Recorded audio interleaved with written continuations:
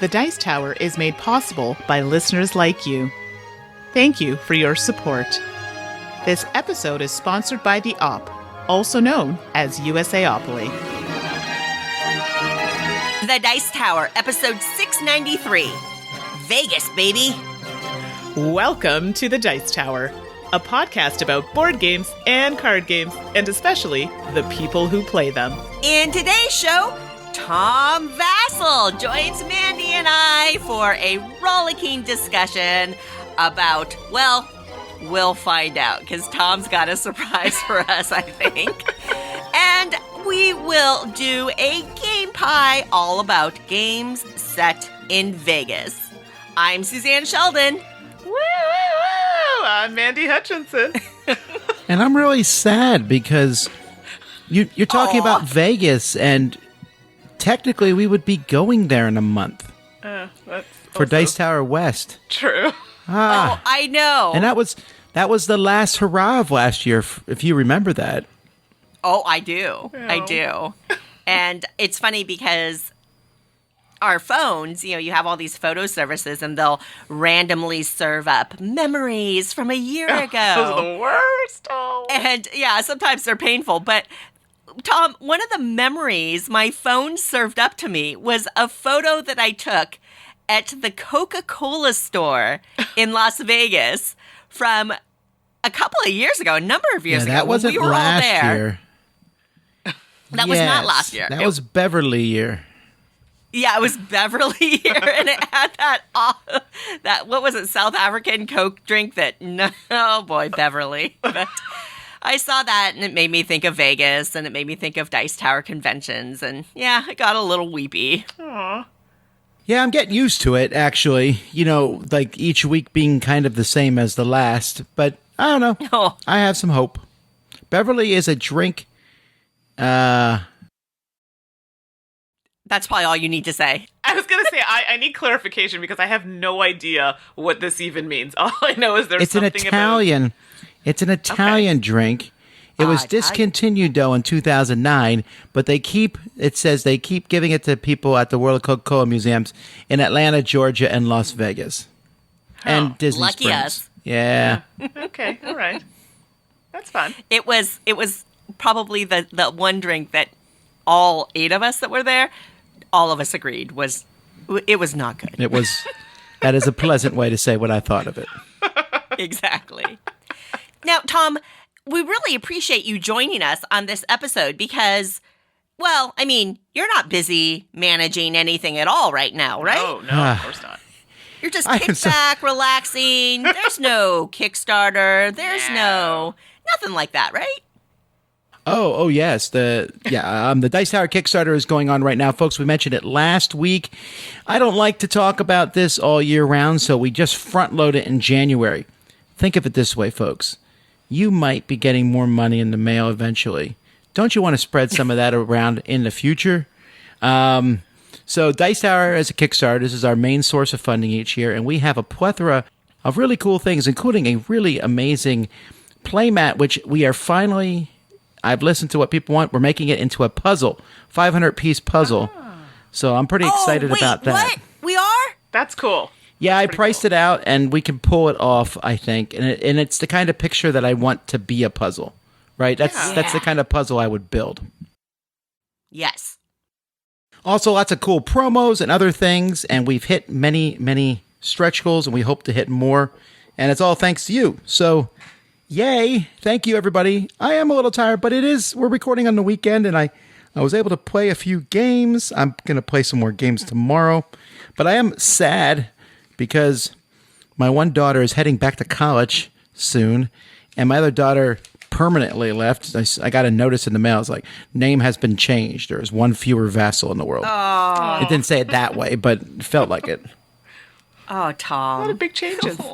They grow up so fast. I've been Googling grandfather names. Not that I expect it to happen soon, but I need to be prepared. Like, what do I want to be called? So far, I've come up with Grand Czar, but that doesn't sound very good. Oh, for gosh sake. I don't know. It's got to be unusual. What about Pop Pop? Yeah, I was going to say Pop Pop, I've heard, or Papa. That just makes me think of Community. Pop, pop. All right. Up. Yeah. I'm sure you will come up with something just I got awesome. hopefully many years on this one. Yeah, but geez, Louise, I'm telling you, like, I mean, we've known each other for a few years, and I remember your especially your older daughters. I still kind of visualize them as when I first met them, which they were very young, and so it's just hard to imagine, even as just a friend, how that time has gone. But, congratulations, Tom. Yeah. Yeah, it looks like you first emailed me in 2013. Oh, boy. Wow. That's so long ago. And you wanted me to speak about various subjects, and I said, why don't you just come on my show? That's right. I've told that story a few times, and oh boy, the regrets you must feel all these years later. It's been a lot of years, and it's been pretty amazing. Oh, I should mention, sorry, everybody, it's at dicetowerkickstarter.com. You can find this information. Sorry. Okay, I'm done talking about that. No, I was just going to say, I'm really grateful to be part of the Dice Tower, and if folks enjoy listening to our shows, and they want some really cool promos or a puzzle, then they gotta go check out exactly what you just said, Tom. You're so on cue. You're ahead of cue. Good job. All right.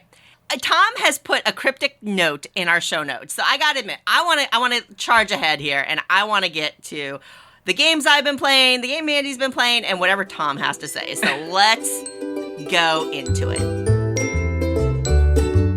So, what have you been playing lately? Well, I'll kick us off with Village Green. This is designed by Pierre Sylvester and the art by Joanna Rosa, and it's published by Osprey Games. Here in the United States, it retails for around $21. Village Green is a card game. You're going to have cards that have beautiful illustrations of trees and little garden huts. I can't think of it. It's what are the little Gazebos. Gazebos. Thank you, Tom. Little gazebos and lakes and grass and things like that. And then you've got a stack of scoring cards. And the way that this game works is you're just going to be building up a tableau, a grid in front of you. And along the top row and the left-hand column, scoring cards will go. And then in the area that kind of boxes off, you will slowly be adding the cards that have the illustrations on them. The game ends ultimately when somebody's kind of filled all that up. But this game is so diabolical. What happens is on your turn, you can draw a card from either deck and play a card to your tableau. If you draw a scoring card, you can fill in one of the rows or columns. And if you draw a plant card, then you would put that there. And there's like 3 different types of flowers and 3 different colors of them. So you kind of have suits essentially. But where this game is diabolical, it's those scoring cards. Because what happens is at the end of the game, you will score each column according to the scoring card that ends up there. And you will score each row according to the specific scoring card at the front of that row. So maybe you have a card that says, hey, you're going to get 2 points for every gazebo in this column. But then in the cross row, you're going to have a card that says, hey, you get -2 points for every gazebo in this row, but you get 4 points for every lake, that kind of thing. And so the constantly evolving puzzle of your individual tableau is really, really stunning. Now, there are rules about when you place a plant card, it has to match the suit or the color of every card adjacent to it when you place it. That creates a whole different thing going on. There are rules that let you cover up cards occasionally so that your scoring can be shifting. Sometimes you're really hoping, oh gosh, I gotta play a gazebo card so I can switch the scorecard here because now I can't hit that score at all. But then you can't play the gazebo card because it doesn't match the suit of the card next to it. Oh my gosh, right? I love this game. It is really, really thinky. The rules are so clean and simple, but the constantly shifting opportunity of those column and row cards and the simplicity of the suit and color matching, but how that puts a really critical limiter on you that you can plan for it's great. I didn't know what I was going to get into. I actually didn't realize it was kind of a tableau building game when I saw it, but I'm a big fan of the designer and I like the games that Osprey's been putting out. So I bought it, I'm just going to get it. But I have been so pleased with this. Now, I've played it 2-player and I've played it solo. And it plays well in both. Solo is more puzzly because there is a little bit of like your opponents can draft an available card that you really want away from you potentially. But I didn't find, at least certainly in 2-player, that it ended up being that big of a deal. But in solo, it's just a very clean puzzle that's super quick to set up, super quick to redeal after you don't do as well in the game as you want and you want to play again. And I'm really happy with it. So if you like that kind of tableau puzzle, if you like that brain burn of Arboretum, you should check out Village Green. So wait now. So is this a solo Suze game or maybe a solo Mandi game? And those who listen to the podcast know exactly what I'm getting at here. Yeah, Mandi, I think you would like this one. It's really good. Okay. And for Tom, I know you may be like, what does that even mean? I don't play solo games, but since this whole situation has developed that we're in right now, I have had to play games solo, so it's a thing. So this makes me very excited to hear that I may enjoy it. Is it a solo Osprey game? Like there are other ones. Like the Lost Expedition? Yeah. Oh, okay. Yeah. I think it's... Yes. I'll say yes. Okay. But I think playing it solo, it feels... I guess, honestly, Tom, the only way I can think of relating is if you wanted to play Arboretum solo, if you wanted that feel. First of all, it's got the same kind of setting in this kind of garden setting with trees and nature around you. But from just a simplicity of rules, but that really stab you in the back of the brain burn, it's got it. And that's what I like about it. Sounds good. All right, Tom, talk to us. Yes. So I was going to talk about a game, but I was very irritated today because I played 2 games in a row, and I'm not going to mention the names of these games currently. Don't worry, they'll come out when I do video reviews of them, but I want to play the games more first. But the first game is going to lose 3 points out of a 10-point rating because it's that unusable. Oh. That difficult to play. And the second game is probably going to lose a whole point for that, too, out of 10. And I think that's a legitimate thing. The first game we actually jettisoned because it was so problematic. The game wasn't great anyway, but this didn't help at all. And the second game was a fine game with just bad problems. So I thought I would talk about some of the things that annoy me about usability in games. And I'm actually not even talking about this from the perspective of some people who may have special issues, like maybe you're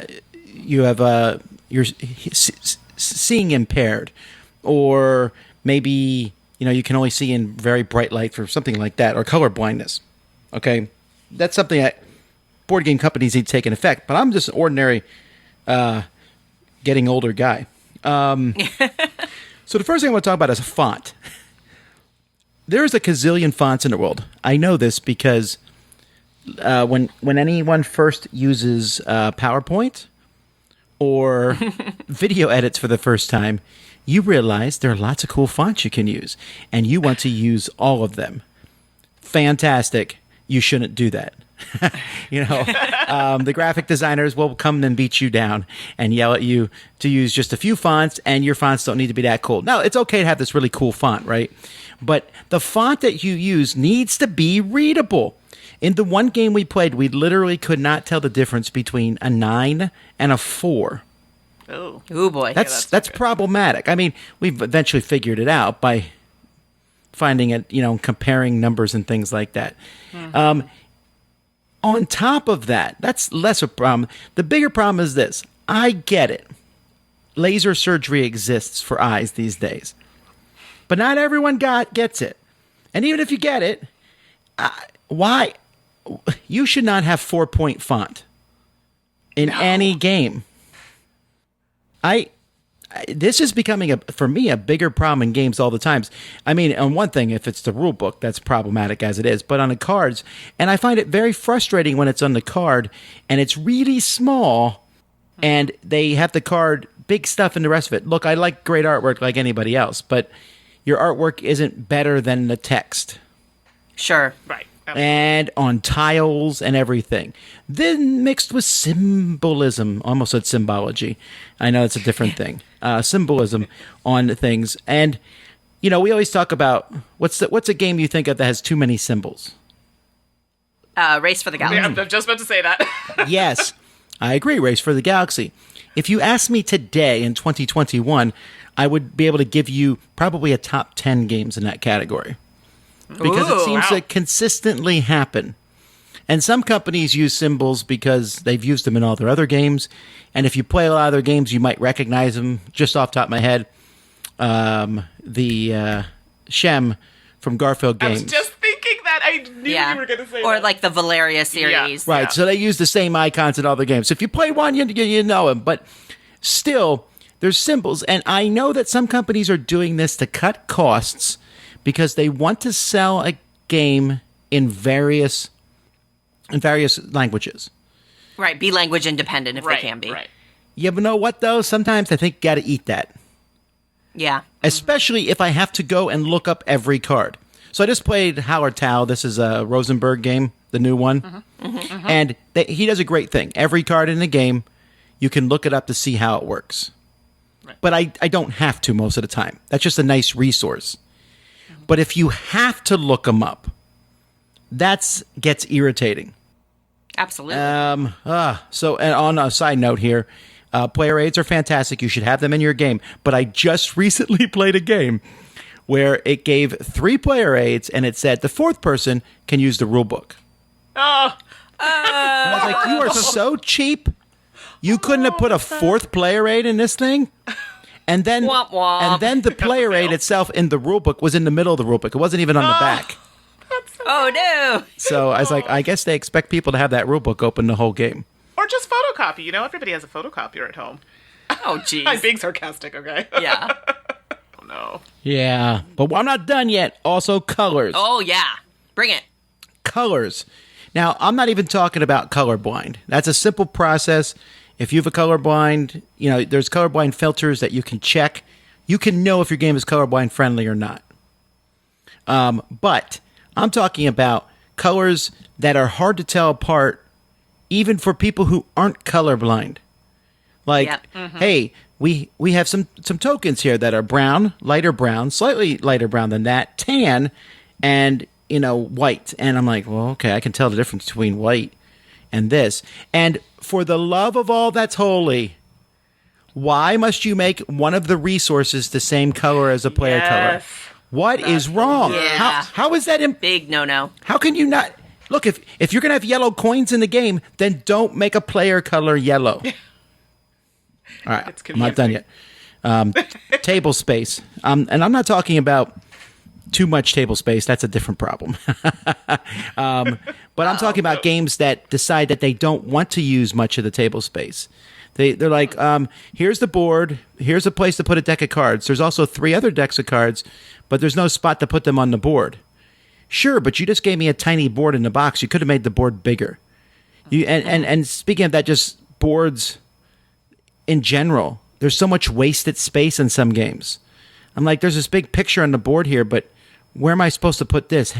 And it just really bothers me to see that wasted board space. Then this is something that popped up today. Directional stuff. This game, one game I played, had this 3D thing where the resources were printed on the side. Where am I supposed to put that so everyone can see it? A good example of this would be the tree in Everdell. Okay. So you're looking at these resources in Everdell, but you have to put the tree like all the way down at the end of the table so everyone can see it. If you put it in the middle, one person can't see it. These are simple concepts, folks. If you haven't at least play tested your game, all right, and your pieces that you put in this game shouldn't roll away. I've trashed cubes for a long time, right? Cubes are boring, but cubes are functional. If you can't think of what else to do, put cubes. Discs are of the devil. They will roll and fall on the floor. And then speaking of that, and this goes back to the tiny font, tiny pieces that I need a tweezer for. I just got recently the Golem New World Edition of Golem, and the little meeples in it were normal sized. I don't know if you remember the ones from the first version. The Century New World, the third one in that series. Yeah, I don't remember. Yeah. Were they super tiny? They were smaller, I think. Were they not? They were really tiny. Yeah, they were small. Oh, interesting. I don't recall that. But the one thing of all, the one thing that there's two things that I that just infuriate me. One is if I'm having trouble with this game, I'm trying to figure everything out. The fact that you didn't take the time to put a sheet in the beginning of the rule book that shows a picture of the pieces and tells me what they are means that you hate me. Because I'm sitting there and it says, put the Wagazoogle deck next to the Boogle Boogle deck. And your decks don't have those words on them. And I'm like, well, I don't know which deck is which. There's actually 3 decks, and you only mentioned 2. Why is there 3 decks in the box? And I'm tearing my hair out, and I'm guessing. And then it says there's 52 cards, but this deck has 56 cards, so that can't be right. And I'm going nuts. But a simple description and picture would help. But that's half the thing. Then I'm tearing my hair out. I go through the rules, and at the end of the rules, they're like, oh, just so you know, we also included 4 bonus cards that are in this Hornswoggle deck, and we didn't bother telling you about that at the beginning, or anyway, we didn't even bother marking them to tell you which ones they are. And they're like, well, you should be happy for this free expansion. Like, I'll tell you what you can do with this free expansion. Sorry. Whoa. So, come on, Tom, this is a dice tower. Family friendly. Well, no, I was saying you could take it out of the box and put it somewhere else. So, yeah. You know what, though? This is not difficult stuff. I don't think every game needs to have 3D miniatures and screen printed meeples and game trays. I like all that stuff, but that's not what I'm asking for. I'm just asking for a game that I don't have to strain my eyes, constantly look things up in the rule book to see what they are. That really lessens the gaming experience. It really does. I'll just play a roll and write. Oh, You don't even know how to take that, do you? You don't know if that was positive or negative. Yeah, I'm processing. Ultimately, you're saying you're going to play a roll and write, so I'm happy. Exactly. But I definitely can relate to pretty much all the things that you mentioned, and I find now that I've been going through games solo, some of those things are irritating me even more. Because if I'm with a group of friends, someone will kind of pick up on something, okay, we talk about it and figure it out. But I get frustrated when I'm doing it by myself. And like what you were saying, something's not mentioned or pieces aren't adding up. And I'm just at that point, I'm like, I don't even want to play it at that point. I'm just so frustrated. I'm put off by the whole experience. And I think as a teacher, I expect things to be done kind of orderly, especially when you're playing a game. You want to make it easy for people to understand. And when things are missing or not clear, I'm done. I can't be bothered. I have many other games that I can play that make my life less difficult. So I get it. Well, speaking of that, let me ask you all this. Which do you prefer for rule books? Do you prefer a rule book go through the concepts of the game and then teach you the game? Or do you prefer to teach you the game and then at the end of the book have the concepts? Or would you rather the concepts be interspersed through the rule book as it's teaching the game? I prefer them up front. Yeah, so usually up front. And it depends, too, because some games, and there's one that I can't even think of the name of it. It was so thematic, and they were trying to explain the game, and the terms didn't even come up till later. I didn't understand a thing in the rulebook until I got to the end. So, yes, with Suzanne at the front, but there are a couple games where I didn't mind it kind of dispersed through. It just made sense. I like them dispersed through because at the beginning, if they're at front, I'll read it and it'll be like, this card does this and this does. I'm like, I don't know what any of that means. I need to understand how the game works first. That might just be my mind. I'm not saying this is wrong. Sure. but at the end of the rule book, I don't like at all. That's no use. That's no Sure. good. No, for sure. But to me, Absolutely. it's really frustrating. I'll read through a rule book and I'll say, at the beginning of the game, you need to do a preliminary draft. That's on page 17. We'll get to that later. I'm like, no, tell me now. How can I set the game up if you haven't told me how to do that? I don't even mind if it repeats. I've had some where they kind of Repeating talk is about it fine. at the beginning. And I don't mind that. And I'm one of those people that, okay, Sure. like it solidifies it for me. So I don't mind if you do a little blurb about it in the beginning, but then you kind of touch on it again as you're talking about it. I'm good with that. But to neglect it or kind of just toss it at the back, I'm not too crazy about that. Well, I just laughed at a game because there was some game that said, you can draw 2 cards your turn. You can draw them from the face-up cards or the top of the deck, like Ticket to Ride. And it said that means you can draw 1 face-up card and a card from the top of the deck. You can draw 2 face-up cards, or you can draw 2 cards from the top of the deck. And I was like, come on now. That's idiotic. But then I thought, you know what? Yeah. I'd rather them go that route than not give me enough rules. It's true. Sure. Yeah, exactly. And then take what you will from it. And some people are going to be like, oh, it's super repetitive, but then somebody else may need that. So I'm not mad at that at all. Okay, Tom, let me ask you this, because it's been circulating since we're talking about rule books, and it's been all up in my social media feeds lately.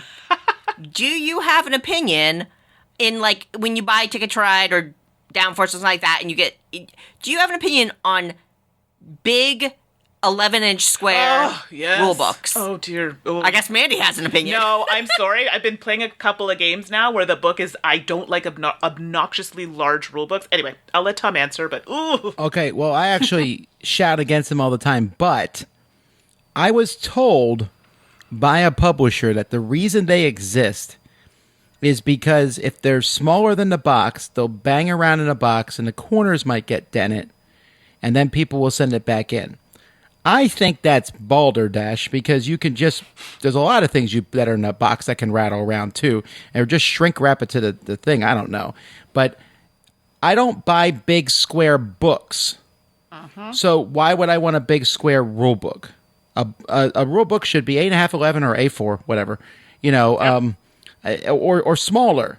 Because when I open it up, it shouldn't look like I'm Dad from 1960s reading the newspaper at the table. Or Grandpa, as it were.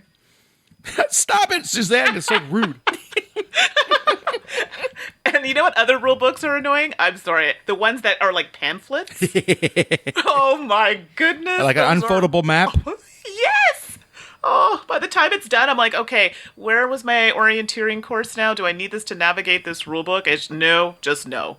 Absolutely not. Terrible. Okay, we got to rename this episode now. We got to go back and like re-record Tom the brings intro. negativity. Rename this episode about rules vents. Oh, wait, and I do have a question for Tom about rule books. Where do you place the rule book in your game once you've, packed it up and put it away? Top. Where does it go? It's the very last thing to go in the box.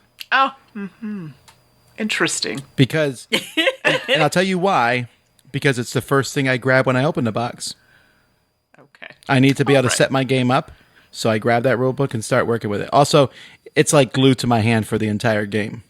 Yeah, Tom, I don't know if you picked up on it, but you answered incorrectly for me. You did. But that's okay. Do you put it in the box first, under the board? It needs to be somewhere flat. So as long as it can, because nothing is more irritating to me when you have bags and stuff and it's all bumpy on the top. I'm like, no, that's how you get bent books. That's how you get bumpy books. Yeah. Even if you just put it between the board, just flat. Flat. I get it, but man, I really that's the first thing I want it in my hand. I get it. And before we roll into Mandy's game that she wanted to talk about, Tom, I got to ask you, do you have to pay Tony and Marty from Rolling Dice Taking Names a royalty to channel their grumpy old manness about font size, or do you have some prearranged thing as them part of the Dice Town Network?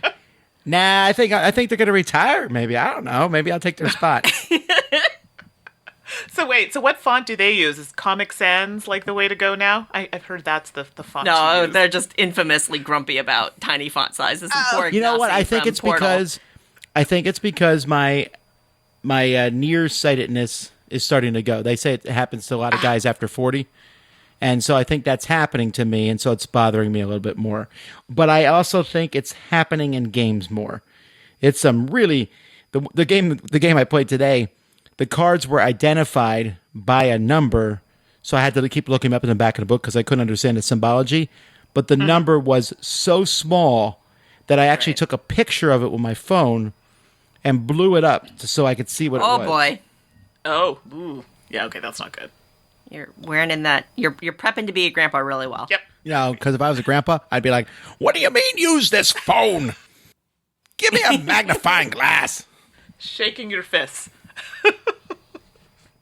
Well, thanks, Tom. Thanks for sharing all of your... And that's my favorite game I played. I hope folks were listening, because I think you actually dropped some really good points about game usability and game playability based on graphic design and stuff. Yeah, there you go. I did enjoy those truth nuggets. Very cool. All right, Mandy, hopefully the graphic design in the game you're going to talk about was decent, because otherwise we're in trouble. About to lead in with the game that I'm going to talk about has an acceptable sized rulebook and uses all parts of the box, the game. I'm just very impressed with how that's being done. So I'm talking about Burgle Bros. 2, The Casino Capers. Ooh, I didn't even know this was out. No, did you not know about this one? No, I mean, I knew it was coming out. Is it out then? No, so for everybody who's listening, I received this as a review copy. Ah. But yeah, I know it was on Kickstarter, and people have been asking, is it shipping out yet? And probably soon, but mine I did get in advance. Got it. Yeah. And this one is designed by Tim Fowers and Jeff Krause, and art is by Ryan Goldsberry, and it's published by Fowers Games. It plays 1 to 4 players in about 45 to 70 minutes. It retails for about 50 US, which I think roughly is about 62 Canadian. Don't quote me on that, but that's what we're looking at. And yeah, this is kind of like the sequel to Burgle Brothers, for those who have played. Very similar playstyle. So in this one, players are trying to take down casinos. Ooh, fun stuff. And in this game, it's really cool. It has 2 floors. And I have the original one, and I'm trying to remember if it was on 2 floors. I think we just played it on a flat table. No, it was just flat. And later fans came up with like third-party accessories that could have you create layers for it. But no, the original game was the real small box, and it did not inherently have the levels. And that's one thing that's going to make this so cool. Yeah, so this one's different in the fact that it has a slightly larger box. Not huge, slightly larger, but it has 2 levels. And fun story here. It actually comes with these 4 kind of clear legs that you can stick in the corners of the box. So you flip the box, and that becomes like a little table that you can put your other mat on. So they use all the parts. That made me very happy. So that's cool. Yeah, and it comes with some nice mats. So on the bottom, you have your bottom floor. There's mats with squares, so you can put your tiles on there. And then the top floor where you've built with your box, you have another mat that rolls out, and you can put your second floor tiles on there. What about clumsy people? Will they be able to handle this? No, I'm serious, because that was a problem with the first one. I mean, I've been playing it on my little table here next to the computer, and gets knocked around and stuff because it's close quarters here, and I've pressed a little too hard on stuff. Now you can't press super hard; it's gonna collapse. But I shook the table a little bit and moved it around, and it was fine. It stayed pretty well. Okay. So as long as you don't pull a Chris Farley and fall on it, then you should be good, I think. So, for those people who don't know, it's a cooperative game, Burgle Bros. 2 and the original, and in this case, like I said before, you're trying to take down casinos, and you're kind of working your way floor by floor. So, on the first floor, you're trying to find a specific tile, and in this case, I think it's like the owner's area tile, and then on the second floor, you're trying to find the safe, and you want to crack the code, and this is used with dice, to crack the code to, hey, we've done the things, we've done our job, now we need to get out, and then get out. But in this version of the game, you have, you can play like a campaign way of doing it, so they have cards that will change your kind of end or win condition, and it's a surprise. So you don't flip the card to see what it is. It stays face down until you've cracked the safe and you're ready for your finale, and then you flip the card, and then it tells you what your win condition is. You lose the game if you have too many what you call heat tokens or heat cubes on your characters, and if you get 6, I believe it is in this particular game, you lose. So you don't want to get too much heat, which makes sense, right? You don't want to be caught in the crossfires.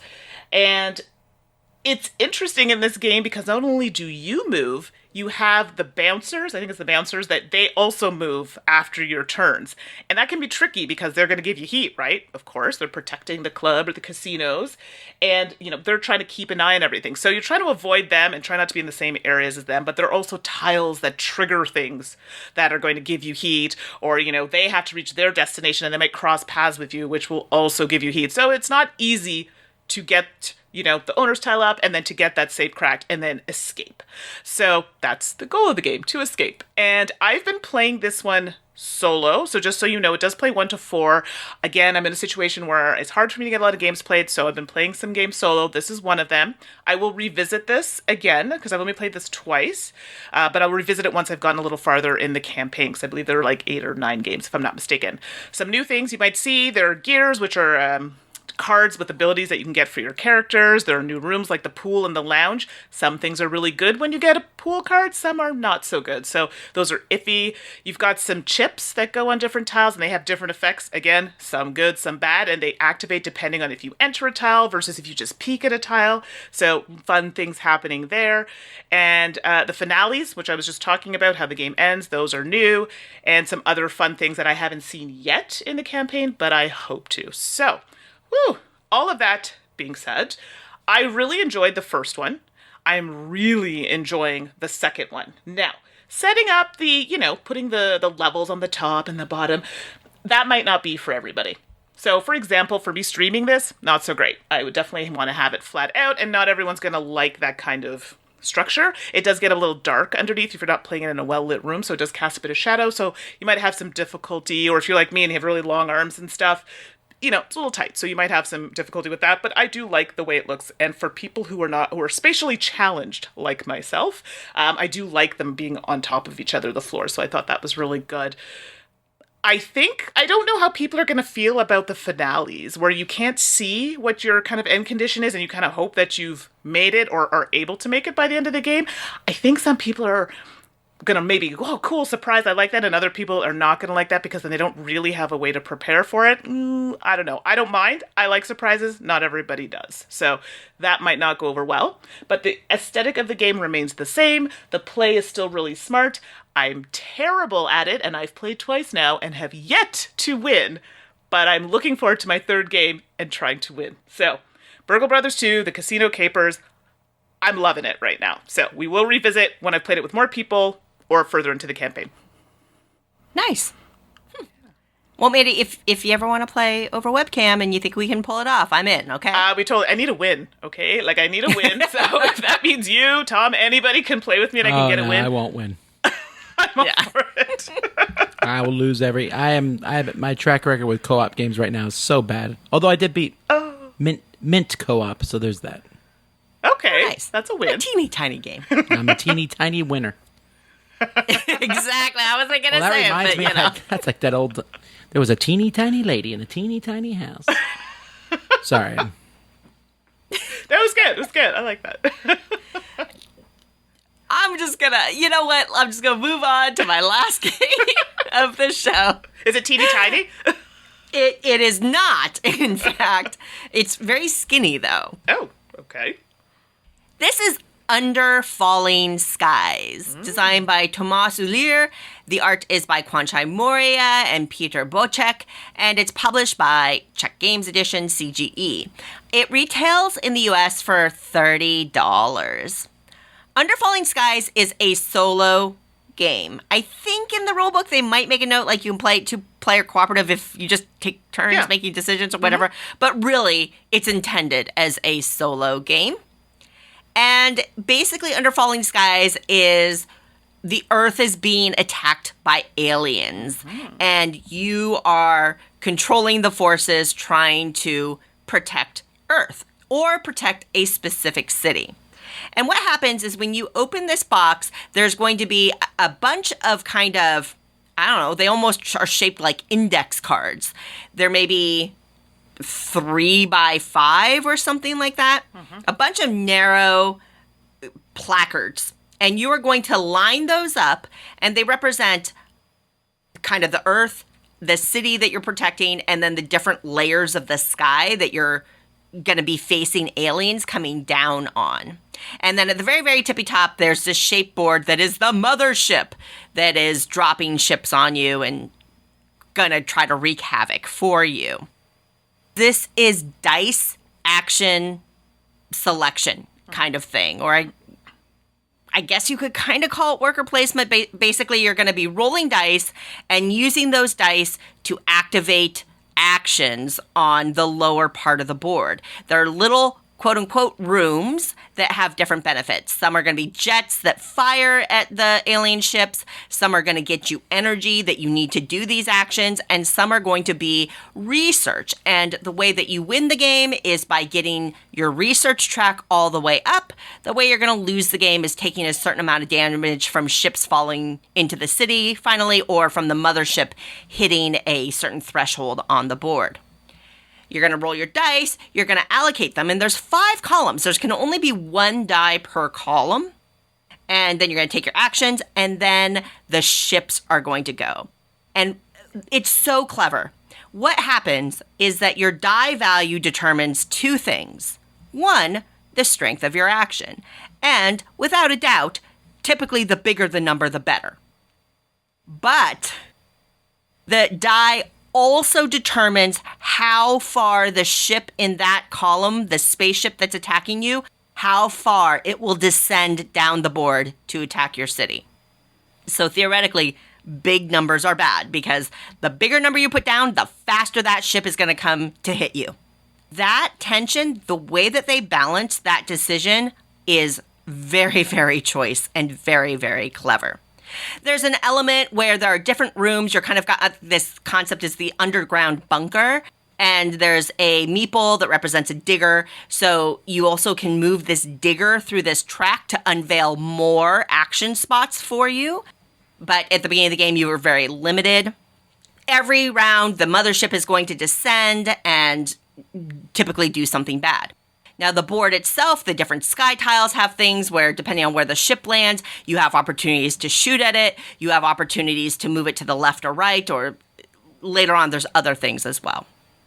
As just that game, I really like Falling Skies. I think that tension between the die value and the action and the spaceship is so clever, and it creates really hard choices. There's also an element where when you place, there are 3 gray die and 1 white die, and when you place a white die, you must re-roll all the other dice you haven't placed yet, which creates some really interesting decision points during the game as well. But Under Falling Skies is a campaign game. It is a campaign solo game. So when you open this box, you're going to have the rule book. The back of the rule book is going to be face up, and it's got warning, warning, warning. Do not open everything in this box. And what they've done is they've banded punch boards together into 4 separate packets. And the idea is you will play through and unveil components and unveil elements of the story as you go. So I'm not going to spoil anything in my discussion here because there is the fun of the discovery. But without, being specific, what the campaign introduces is new ways that they twist the system and new challenges. I don't think this is too spoilery to say you get more cities and you get more sky tiles. Sure. Now, what those do, I won't tell you. But the game, I played 2 basic games first, and I won both. They were close, but I won both. And then I'm like, all right, I got to move on. Oh, I will tell you, the difficulty in this game ramps up so hard as you go through this campaign, and you are going to be struggling through that it gets much harder, much more challenging, and that is awesome. It doesn't feel unfair. It's just very, very cool and very, very stressful in a positive way. Another side thing is each of these packets is kind of covered with a single kind of comic book-like sheet that progresses the story. I'm not a huge theme person. I think most people know. I was actually surprised. There was one panel in this comic book that happened where I was like, oh, twist! I wasn't expecting that. And I thought it was very, very cool. So, Under Falling Skies is a really fun solo experience. And I was very pleased with how the campaign worked out. The way that the components are set up is that after you do it, you can do another run with the same thing, or you can completely mix and match components later on. I tried one game like that, and it was a disaster. So I think being a little thoughtful about how you mix and match components would be a good idea. But there is so much game in this box for a solo play experience. I'm just really thoroughly impressed. My biggest complaint about it is the plastic spaceships that you get are kind of hard to pick up. They're really cool looking. They look awesome, but they're slim enough and finely shaped enough. I'm pretty dexterous, but I still had trouble picking them up off the board every once in a while. But really, in the grand scheme of things, that's not a huge deal for such a fun gaming experience. So, Under Falling Skies, solo game, I really love it. You need to make a sticky picker-upper thing. I have one because, before this all happened, I had really long nails and I found it really hard to pick up little things like that. So I made a stick. It's like one of those kind of pointy rubbery pens at the bottom, and I made it kind of sticky. Did you just chew gum and stick it on the end of a pencil? Oh, wait, No. Don't be giving away solutions to old 80s games. Sorry. It's a thing. But to reiterate, I've played this game, not solo, I actually played it with a friend, Calvin, on a stream, and we played it together. So I had a really fun time doing that. I liked us working together, and yes, I know what you're all going to say. It's space, Mandy. Alas, yes, that is correct, but I did enjoy it. It kind of reminded me of, what's the pew-pew one? Is it Space, what is it, Invaders? No, which one is it? Yeah, Space Invaders. Yeah, kind of reminded me of that a little bit. Not totally, a little bit. So I really liked it. I will try it solo, but I did like it playing it with somebody else. Cool. Alrighty. Tom, are you kind of worn out from your graphic design rant? Oh, yeah, no, I'm fine. I got it out. I want to be clear, folks. There's lots of fantastic graphic design out there right now. So I just happened to play a few in a row, so that got it in my mind. No, hey, man. Tom, when you talk about this stuff, people listen, because very, very few people in the world have played as many games and have as many examples as you do. So I appreciate you sharing your insight. I feel very confident that if there's a Guinness Book of World Records for a person who's played the most bad games, that I might win that award. Tied with my kids. Dubious indeed. Alrighty. Should we serve up some game pie? Yeah. Order up! And now, it's time to order up a slice of game pie. Vegas, baby! We are talking about games set in Vegas. Or that was the plan. Can I interject here real quick? Yes. This segment's called Pie, which I'm all in favor of. As you know, I also like pie. But I'm struggling. I'm almost feeling like I might want to cheat on pie a little. Because over Christmas, I got this thing. Someone at my church said they didn't want to eat it, so they gave us what is called a Kringle. Oh, yeah. And I said, that doesn't look very good, but I'll eat a piece of it. And then I may have eaten the whole thing. That's not the point. The point is, this is an amazing pastry that I did not know existed, and it's rivaling pie for me currently. What? No, it's just because it's new. That might be it. That might be it. It's my dessert fling right now, but it's very far away to get these. Apparently, I got it from Wisconsin. Yes, and so I keep going to the webpage and looking at it and then closing it. So wait. This is good to know. Yeah, because my whole family is from Wisconsin and Minnesota, so I'm well familiar with the Kringle, and I'm glad that you have discovered the joy of the Kringle. And if you want to visualize this segment as your game Kringle, I support you 100%, Tom. Oh, boy. This just worries me. But wait a second. Qu'est-ce que c'est? What is a Kringle? The best way I would describe it, I think, is it's like a homemade Pop-Tart that's in a circle. That's amazing. Like if it was a good Pop-Tart, not the one you buy at the store. Okay, so like the dried out kind of crusty ones. Okay. It's not dry like at all, though. Danish. Okay. I'm trying to picture it, and I'm like, is it like a honey cruller but crispy? No, it's flat. It's like as a pastry, it's kind of flat overall. Oh, and it's okay. buttery and flaky, and you can have it kind of just plain or with like marzipan or almond paste in it, or you can have it like with raspberry. And This does not sound very delicious, but I feel like maybe upon trying it, I may change my mind. I'm telling you, I looked at it and I said, meh, all right, fine, I'll eat it, because I didn't want to be rude to the person who had given it course. to us. And I was a fool. A fool. the clouds parted and that ray of light shone down upon Tom. I apologize for thinking.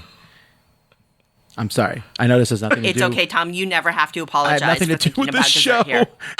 This is a safe place. This is a safe dessert I'm place. learning things. Kringle. All right, that is a new one for me. Other Not a Canadians, dingle, a Kringle. Not a dingle, a Kringle. Tom's like, what are you talking about? Last episode, I said if people want to drop us a line, say hello, give us a dingle. And apparently, that was rather That's not a amusing. thing. I would not have said that. Yes, exactly. Back to Game Pie or Game Kringle, as it were. Now, when Tom or Eric joins us on our episodes, we try to be flexible and courteous. So we offered up a few ideas to Tom about, hey, here's some Game Pie ideas. And I will say Tom picked this. And now I kind of wish I hadn't offered it up. Oh, no. I'm sorry. I apologize, but I cannot be forced into the bad guy in this one.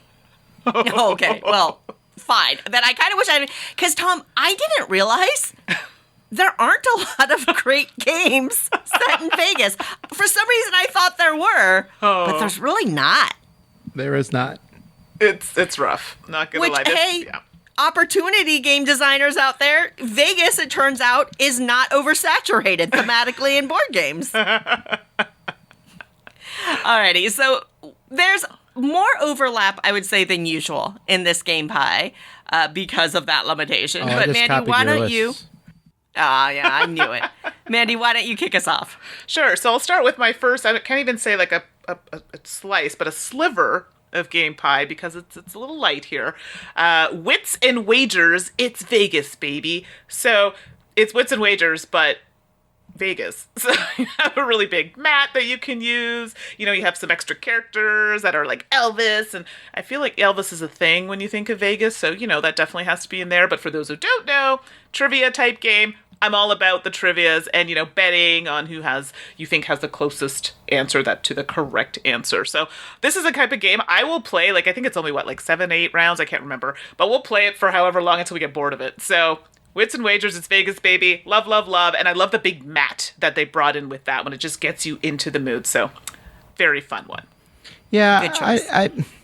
I like this version. I'm having a harder time teaching it than the normal version just because there's a little bit more confusion on it. But, Sure. But it works. It works well, and I like Wits and Wagers. I would have put Wits and Wagers on the list, but you already did. Sorry. Am I next? I mean, it says Mandy and then it says Tom, so typically we go in that You order. could have just said it was but- for dramatic pause. Got it. Vegas. Vegas is a game set in Vegas. This is a dice rolling then placement game. In fact, they made a deluxe, and I'm putting that word in huge quotation marks, version of it. No, I mean, Aaliyah, is it Aaliyah? I don't remember who made the version, but these deluxe versions that have been coming out, some of these older games, just means normal. But anyway, in this game, you roll dice, you pick a bunch of dice, all the dice at the same number, put them on a spot, trying to win these spots to get different cash cards. That's it. It's not a complex game, although this deluxe version adds a bunch of different scoring mechanisms, which I think add to the fun of the game. But this one was either nominated or won the Spiel des Jahres. It was definitely nominated. back I don't in know the if day, it won. huh? But it was a lot of fun. And I didn't think it would be. The original version did not look that good. But I like it. I think it's interesting. It was originally called Las Vegas. Maybe it still is called Las Right. Vegas. Yeah. It is.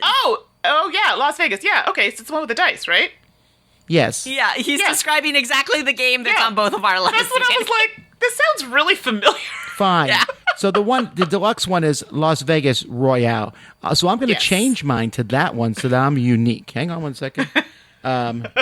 Las Vegas Royale. I just typed it in there, and it's been that way as far as you know the whole time.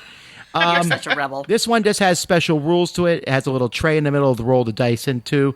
I like that a lot. I guess there was an expansion for the original game. So, Yep. anyhow, Boulevard. a lot of fun. Isn't there a I card version concur. of that one too? I'm Maybe. pretty ssure there's a card version too. I haven't played it, but there you go. One There more is. we can take There a look is. at another time. It- Okay, Just yeah. good choice. This is good. What a ride. I put Welcome to New Las Vegas on my pie list because, hey, it's a roll and write based on the wonderful, wonderful, wonderful Welcome to system with the card flipping. Welcome to New Las Vegas adds actually a fair amount of complexity.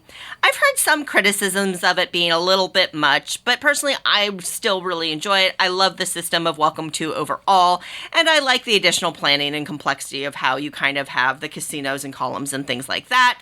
And it turns out I thought there'd be more roll and writes set in Las Vegas, but there aren't. So, hey, opportunity there. But yeah, my first slice, Welcome to New Las Vegas. This is good. Had it on my list. I took it off because I figured I'd let you have the glory because it's a roll and write. So, very good choice. Very kind of you. No problem. Now, what's going on in this next one, folks? Come on now. Okay, this is okay. I'll just start with mine, and then we'll see how it goes from there. But Lords of Vegas. I'm just gonna leave it there. I'll let it go down the line because you'll see why in a minute. And this one's on my list because it's fun, and my mom loves it, and she's really good at it, which is really strange. I did not think she'd be so competitive, but it does very well in my household. So I'm going to leave it there and move it down the line because I'm sure everyone will have a little something to say about Lords of it. All right, my next one is Monopoly. Wah, wah. Stop. I'm not actually. You're such a troublemaker today. No, I'm not. But okay, so all joking, when someone says, "What's a good game to replace Monopoly?" If I want to move on from Monopoly, I would say Lords of Vegas, because it gives you kind of that same idea. You're buying properties and you're hoping that the card flips over. That gives you stuff. You might take them over from somebody else or do some trading for things like that. It's a very fun game, and there's a little expansion called Up, and if you spend a whole ton of money, you're going to get one in a briefcase from the latest Kickstarter, which was ridiculously overpriced. Did you see that when they had that Kickstarter up? Yes, I did. There yeah, was- I know they worked really, really hard on that. Yeah. Yeah, but there was a level that you could get like a briefcase version of it. I want to say it was like $700 or something like that. No, it was $1,000. That's intense. Oh, no. I'm sorry. It was $300. The 1,000 was if it was signed. $300, Okay. but it came in a briefcase with custom poker chips and the I expansion. mean, that's really nice. Yeah, and I was like, I had $300 for a game, but 286 people disagreed with me. And there you go. Tom is wrong. I like it. And yeah, I mean, I think all three of us served up Lords of Vegas because it is a great game. Tom, I have to admit, I don't know if I would recommend Lords of Vegas as a step up from Monopoly personally. I'm not saying a But- step up from Monopoly. I'm saying it hits some of the same feelings if you like Monopoly. It's a thematic replacement to some degree. Interesting. Because Lords of Vegas, I get very angry when I play Lords of Vegas. Just So like like Monopoly? Monopoly. Right? I don't That's see how I'm fair. wrong here. Because in Lords of Vegas, you've got, first of all, you've got ownership of dirt plots. There's some luck in what cards get flipped over, and then you're placing casinos, and then you're working so hard and you're planning so hard, and then somebody comes in and is like, well, I'm going to restructure, and then they pay a bunch of money and re-roll all the dice, and then you lose ownership of your casino. And, that makes me very angry. It's a doozy. I agree. But I have gotten to play this with Chaz and some wonderful folks from the Dice Tower family, and it was one of the best gaming experience I've ever had. So, okay, Lords of Vegas, there you go. Amazing. Do they make you score the points? My mom makes me do that when I play with her. She's like, okay, I like to play this game, but you have to do all the points and stuff. So Mama knows what's up. I know. Okay, no cheating for me. So the next one on my list, well, Tom already talked about it, but I have like the less deluxe version on my list. So I guess so. yeah, exactly. It's a little tattered in the corners there. Las Vegas. I'm not going to go over it again. But this one does really well when I have my Canada Day parties. It's the one that everybody loves to pull out. I mean, who doesn't like rolling dice? So for me, it's a really big hit, especially with people who are not gamers, quote unquote. So it's not something they play a lot of. But when they come to my place, they have to give it a go. So Las Vegas. Alrighty, so I think I just called Vegas as a shorthand. I don't know why. No, the box says Vegas, but the title on BGG says Las Vegas. That's why what it's it is. confusing. All right. Yeah. Vegas Showdown, a game I did not like on my first playthrough of it. I remember this very clearly.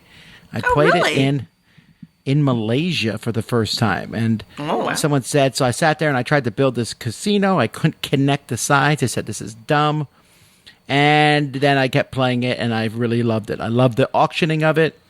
I love everything about it, except for the fact that it's still 15 years later, and there's not a nice version of this in existence. Because it's mass market produced by Avalon Hill. They reprinted it a few years ago, and it was just as bad. No game should have paper boards. Other than that, I really love the game. But I just wish they would kickstart this one. Sure, I would back that. I would back that in a heartbeat because Tom and I are lining up on this slice of Kringle because my next slice was Vegas Showdown as well. You've got cards or tiles that you're laying out, and you're bidding on buildings that you can put out, and there's a little bit of a spatial puzzle that apparently Tom's very bad at in terms of lining up hallways on these things, on these different buildings as you're trying to connect sides of the casino. It's a really fun game, but the thing I especially love in this one is Tom mentioned it briefly, the auction style. It's got this auction style where if you want a building, you put your little marker back down and you bid a dollar amount. Well, if somebody overbids on you, you can actually move and go to a different building. I think the game Stockpile has something similar where you can just kind of abandon what you started off with and switch gears for your bid. And for some reason, that kind of auction style really appeals to me, and I think it works so well in Vegas Showdown. It's a super fun game, and Tom, yeah, I would back a deluxe version of Vegas Showdown in a heartbeat. I've never played this game. It's really good. Is it? Okay, now I feel like I have to find a copy and play it. It uses that auction mechanism. I wish more games did it. The style. I agree. What else is it in? Amun-Re and a few other games. Stockpile uses it. It's just such a great a way to do auctions. Yes. I have to try that.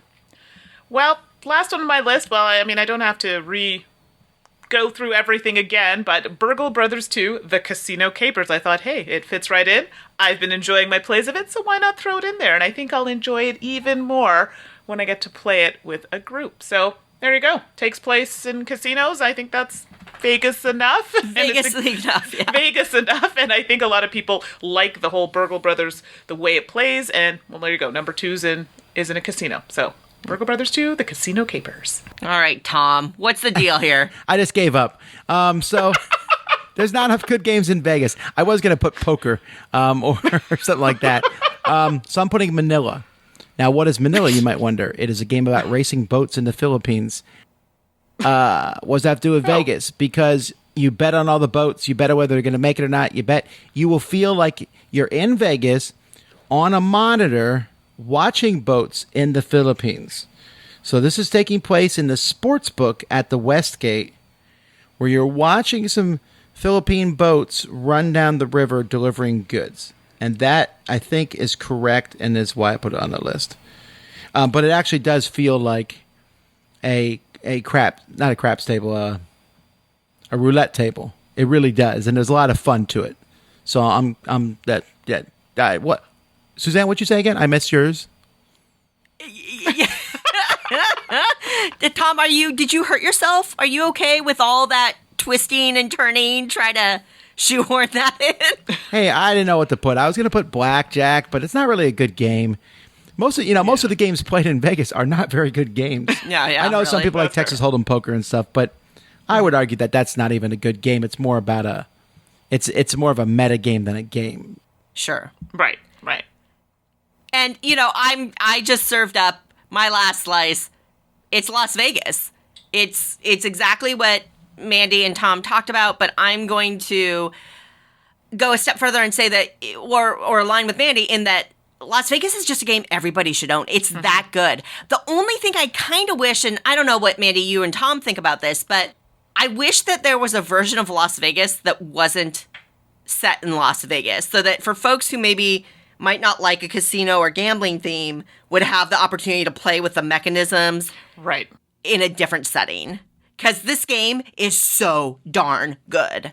I agree. And I feel like after hearing Tom talk, now I have to get the, quote-unquote deluxe version. Yeah, right? The Royale. Yeah, well, some Royale, people that's don't it. like the deluxe version as much. They think it's too much going on in okay. it, but I don't know. I tend to like it. Well, it's also a little bit like the Mysterium versus the Dominici Domespo, right? You can play you can play regular Las Vegas with Las Vegas That's Royale, true. can't you? That's true. You can. You can. Maybe There they you need to make a Canada Day version. I'd be okay with that. Oh. And I'll be honest, Tom, I tried to pull a Tom as well, and I was looking for casino games. I was looking for Atlantic City games. I was looking for anything else that I could add to this list that might diversify it a little bit. Oh, that's true. I guess I Yeah. could have put Monopoly on the list. Oh, jeez. I just picked the 4 that were, on my shelf. And that's where that list came from. Womp womp. We should have done fairy tale games, darn it. Next time. Next time. I don't know. I had Vegas on the brain because of Dice Tower West. Yeah. Oh, and I blamed you for that at the beginning of the episode. Weird. Well, there you go. All right. And we've come full circle. How beautiful. Right. Lucky.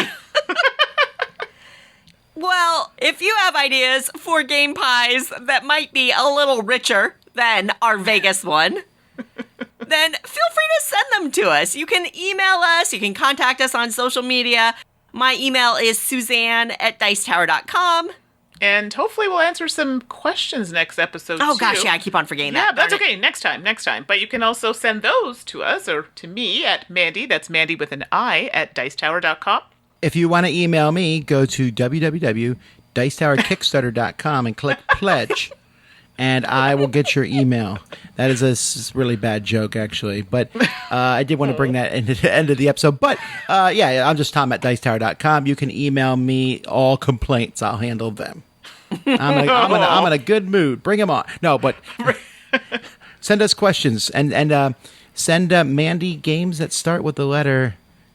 Is it Z? I think Was we it have you Z? on the list for. Yeah. Oh, no. Oh, you no, didn't you do did. that Okay, to her. first you did W, which was hard enough, and now Z? Oh, Mandi, why? I actually changed my whole schedule around so you wouldn't get X.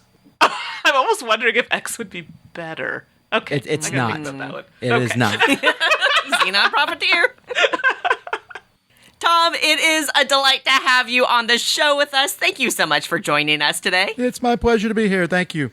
And hey, next episode, you're going to be back with 694 when you and Eric are going to get wiggy on wonderful W games. I also just ordered a Kringle. Was that a good thing? I probably. Yes. Yes. And folks, if you have any questions about Kringles, we're going to have a new budding Dice Tower expert on them. So this is a beautiful thing. So if you have questions about Kringles, give us a dingle. Yes, I'm making this a thing, okay? All right. Until next time, folks, I'm Suzanne Sheldon. I'm Mandi Hutchinson. And I'm Tom Kringle. And you've been listening to The Dice Tower. Thanks for listening. Promotional consideration has been provided by game publishers in the form of review copies of games. This podcast is sponsored by listeners like you. Thank you for your continued support. And speaking of support, the Jack Vassal Memorial Fund is an organization dedicated to helping gamers in need. Learn more about the fund's mission and how you can help at jackvassal.org. The Dice Tower is produced by Tom, Suzanne, Mandi, and Eric with assistance from Roy Canaday and Rob Searing. Our theme is composed by Timothy Pinkham and arranged by Matt Bellier.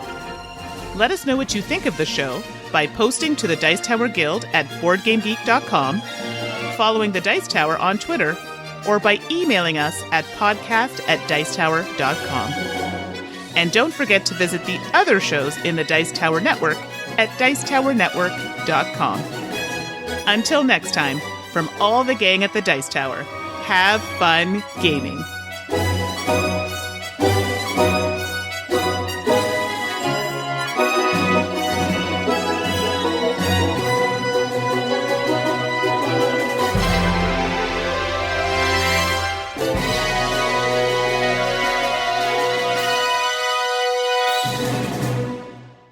All right, everyone, it is that time again. 2 truths and a lie. I'll go first from last episode. I binge-watched Schitt's Creek, I binge-watched Sabrina the Teenage Witch, and I binge-watched Cobra Kai. So if you said I binge-watched Schitt's Creek was the lie, that would be correct. Funny story, I'm going to be finished fairly soon binge-watching, but I didn't finish it when I finished the other 2, so there you go. Nice. Last episode, we were just on theme. I said I binge-watched Bridgerton, I binge-watched Ted Lasso, and I binge-watched Cobra Kai. And the lie is that I watched Cobra Kai. I watched 1 episode and I liked it, but I just haven't been able to follow up on the watch. All that said, if you have not seen Ted Lasso, watch it. It's so good. So darn good. It's on my list, but Cobra Kai, oof, you gotta see it. It's amazing. Noted. All right, so I got a weird one this week, but here we go. I eat the sweet parts of licorice candies. I peel my grapes before I eat them. And I eat the toppings off of my pizza before I eat the crust. You're so weird. I know. I want all of them to be a lie, kind of. They're weird. New for me this week, I said I have dice with ducks in them. I have dice with candy in them. And I have dice with fish in them. All right, you've got a very strange episode this week with the 2 truths and a lie, but good luck.